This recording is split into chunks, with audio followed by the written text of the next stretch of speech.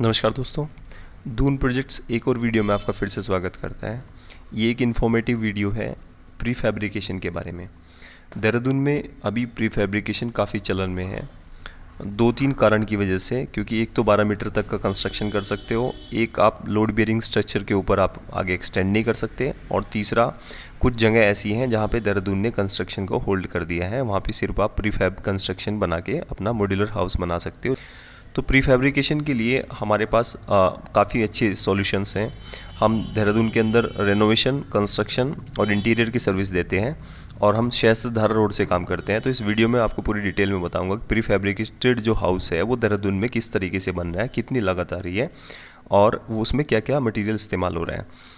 ये 1550 रुपये से 1500 रुपये के रेट पे आपको एक घर मिल जाता है, जिसमें आपको कंप्लीट जो कंस्ट्रक्शन का जैसे 1950 का रेट है, इसमें आपको 1500 का रेट मिलता है।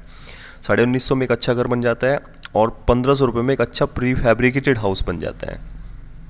इसके लिए आगे एंटर करते हैं। ये स्टील फ्रेम स्ट्रक्चर होता है जो बहुत तेज़ी से काम होता है, जिसके अंदर इसका वेट बहुत लाइट वेट होता है। जैसे आप किसी भी मंजिल के ऊपर इसको बनाओगे तो उससे उस बिल्डिंग के ऊपर लोड नहीं पड़ेगा। ये लो कॉस्ट सॉल्यूशंस हैं। इसमें इस रेट को इससे भी डाउन किया जा सकता है अगर आपको फिनिश से कॉम्प्रोमाइज़ कर सकते हैं, और ये कमर्शियल और रेजिडेंशियल दोनों के लिए इस्तेमाल होता है। इसमें आप देख सकते हैं जो फिनिश आपको मिलती है सेम वही फिनिश मिलती है जो आपके नॉर्मल घरों में मिलती है। उसी तरीके से आप लेंसेज वगैरह आप लगा सकते हैं, अपना किचन पेंट्री एरिया और या फिर अपना टॉयलेट वगैरह सब सेम तरीके से बना सकते हैं। तो इसके अंदर जो मटेरियल इस्तेमाल होता है उसके बारे में बात करते हैं। मटेरियल के लिए जो वॉल्स के ऊपर जो फ्रेमिंग होती है, इसकी फ्रेमिंग में हम 2 इंच अपोलो होलो पाइप इस्तेमाल करते हैं 18 गेज का, जिसका वेट 9 किलो होता है। मैं आपको पाइप दिखा देता हूँ किस तरीके का होता है। ये पाइप ये वाला पाइप होता है, जिसकी लेंथ का जो वेट आता है 2 इंच स्क्वायर, वो 810 रुपये के आसपास आता है। 9 से 10 किलो का वेट होता है, वो वेरी कर सकता है जब फाइनल वेट होता है उसके उस टाइम पे। तो मटेरियल वगैरह हम विद मटेरियल काम देते हैं, लेकिन हमने मटेरियल की स्पेसिफिकेशन अलग से दी हुई है। मटेरियल हमारे से आप खरीद भी सकते हो, हमारी वेबसाइट पे हर तरह का मटेरियल स्टोर के ऊपर परचेज़ कर सकते हो। तो इसमें पाइप होलो पाइप 2 इंच इस्तेमाल हो गया। रेड ऑक्साइड सबसे पहले होता है, साइड पे सारा मटेरियल ड्रॉप करके उसके ऊपर रेड ऑक्साइड ट्रीटमेंट किया जाता है। और इंटीरियर के लिए जो हमारी शीट इस्तेमाल होती है 12 mm सीमेंट फाइबर बोर्ड होता है। 12 mm सीमेंट फाइबर बोर्ड का जो लुक आता है जब हम उसको लगाते हैं तो कुछ इस तरीके से वो दिखाई देता है। ये फ्रेमिंग हो गई, इसके ऊपर बाइसन हमारा पैनल लग गया, और ये 12 mm थिकनेस जो होती है वो काफ़ी होती है। अगर हम 12 mm से ज़्यादा थिकनेस लेना चाहें तो हम 18 mm भी ले सकते हैं, उससे हमारी कॉस्टिंग पे थोड़ा सा फ़र्क पड़ता है। लेकिन जो फ्रेमिंग होती है इस फ्रेमिंग के हिसाब से 12 mm सफिशिएंट है। तो उसके जो सीमेंट फाइबर शीट होती है, इसके बाद जो शीट होती है हमारी liner MS, liner MS sheet वहाँ पे इस्तेमाल की जाती है। मान लीजिए हमारा हमने कोई दीवार बनाई हुई है, और उस दीवार के बाद वो हमारी लैंड साइड वाली लैंड पड़ोसी की है, हम उधर साइड में छज्जा नहीं निकाल सकते बिल्कुल भी। तो उस केस में हम क्या करते हैं, उस एरिया को हम लाइनर शीट लगा के बंद करते हैं, क्योंकि आपको फ्यूचर में कोई परेशानी नहीं चाहिए। आप ना उधर पेंट कर सकते हैं, बगल वाले ने अगर पूरी बिल्डिंग खड़ी कर दी बगल में, या फिर वो आपको आप उधर मेंटेनेंस नहीं करना चाह रहे किसी भी तरीके से, तो वो लाइनर शीट लगा सकते हैं। वो 10 से 12 साल की प्रॉब्लम सॉल्व कर देती है, उसमें कोई भी किसी भी तरह की ज़रूरत नहीं होती। इसके बाद आ गया फ्रंट एलिवेशन। जो एलिवेशन की जो शीट्स होती है उसमें प्लैंक्स लगते हैं इस तरीके से, उसके ऊपर आप ग्रेप कलर का पेंट कर सकते हो, और अपना जैसा भी चाहो आप पेंट कर सकते हो।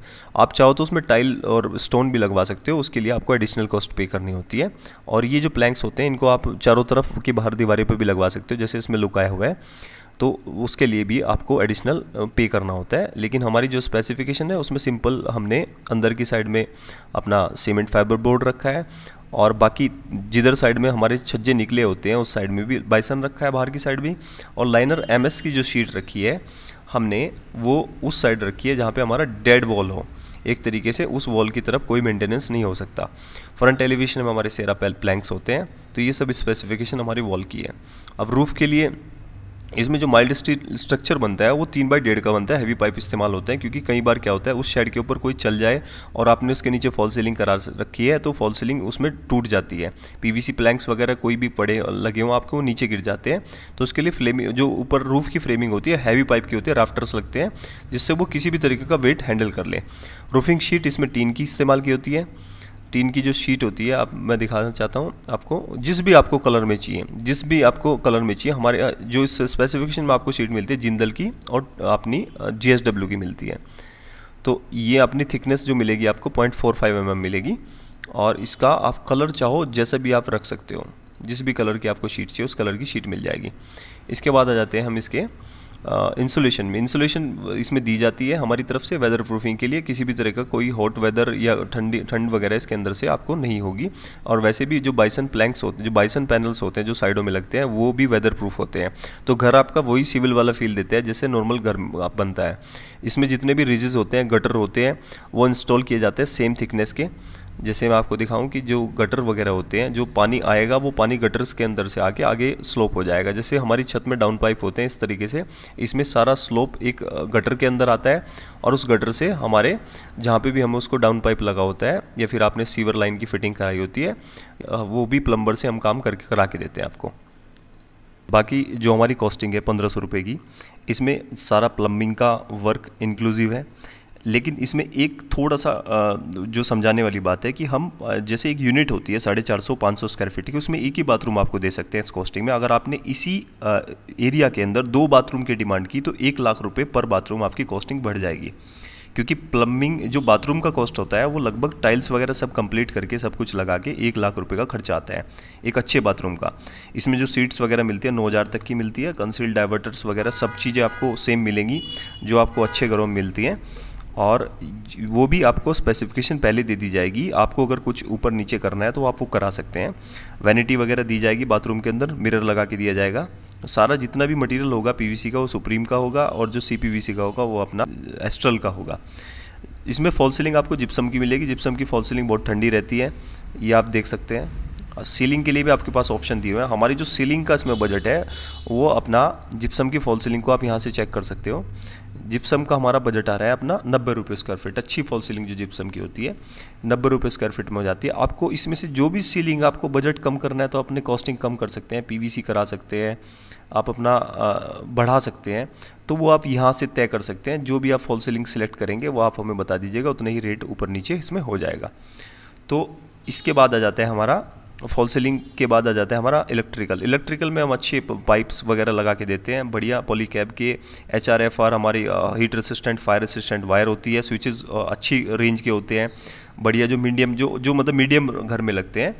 और इसमें सारी जो एसेसरीज होती है हैवेल्स की होती है या एंकर की होती है। कंसील्ड लाइट्स वगैरह सब लगा के दी जाती है। प्रोफाइल और कोव भी हमारी तरफ से लगा के दी जाती है हैवेल्स की। पेंट इसमें सारा एशियन का किया जाता है। एमल्सन शाइन जो शाइन है, नॉर्मल एमल्शन नहीं किया जाता, थोड़ा सा अच्छा पेंट किया जाता है। अगर आप इससे भी बेटर पेंट कराना चाहते हो वो भी आप ऊपर नीचे कर सकते हैं इसको कॉस्टिंग का। इसमें स्टोन और टाइल, इसमें फ्लोर में जो सब टाइल होती है वो 4x2 की स्टैंडर्ड टाइल लगती है। बाथरूम की जो अंदर जो टाइल लगती है वो 2x1 लगेगा, और बालकनी में जो टाइल लगेगी वो 1x1 लगेगी। इसमें कजारी और सोमानी की ब्रांड आपको दिया जाएगा। किचन काउंटर पे जो स्टोन है वो भी लगा के दिया जाएगा। किचन काउंटर बना के दिया जाएगा, किचन नहीं बना के दिया जाएगा। अगर आप हमसे फर्नीचर भी बनवाना चाहते हैं, किचन भी इसके अंदर बनवाना चाहते हैं, आप चाहते हैं कि हम आपके रूम्स में जो बेड्स वगैरह हैं, पार्टीशंस वगैरह सब चीज़ें बनाएं, तो वो भी आप हमसे ऑन साइट मतलब बाद में इस चीज़ को करा सकते हैं। तो इसमें फिनिशिंग में आप देख पा रहे होंगे जो फिनिशिंग का खर्चा आता है वो उतना ही आता है सेम जितना नॉर्मल घरों में आता है, मतलब 750 रुपये का। और जो स्ट्रक्चर की कॉस्ट आ रही है वो आ रही है अपनी 700 रुपये, 750 रुपये के आसपास। तो जो कंस्ट्रक्शन की वैल्यू हमारी 1500 रुपये स्क्वायर फीट आ रही है। इसमें डोर विंडो का जो रहता है वो मेटल की ही डोर विंडो रहते हैं। अगर आपको UPVC वगैरह लगवाना है तो उसके लिए भी आप इसमें बजट ऊपर नीचे करा सकते हैं। तो इसमें पेमेंट प्लान जो रहता है एडवांस हम मटेरियल के लिए मेटल स्ट्रक्चर के लिए 20% लेते हैं। इलेक्ट्रिकल प्लम्बिंग का उसके बाद आता है हमारा 10%। वॉल और रूफ पैनलिंग जो शीट्स लगती हैं सारी उसके लिए 30%। टाइल और पेंट के लिए 20%। डोर एंड विंडो के लिए 10%। और फिनिशिंग में अपना 10% लेते हैं जो सभी जगह रहता है। तो इस तरह से हम सारा काम करते हैं। अगर आप देहरादून में किसी भी तरीके से कोई भी रिनोवेशन, इंटीरियर या फैब्रिकेशन का काम कराना चाहते हैं उसके लिए भी आप हमसे कांटेक्ट कर सकते हैं। हम नॉर्मल सिविल वाले घर भी बनाते हैं, और हमारी वेबसाइट से आप पूरा जितना मटेरियल है वो भी परचेज़ कर सकते हैं।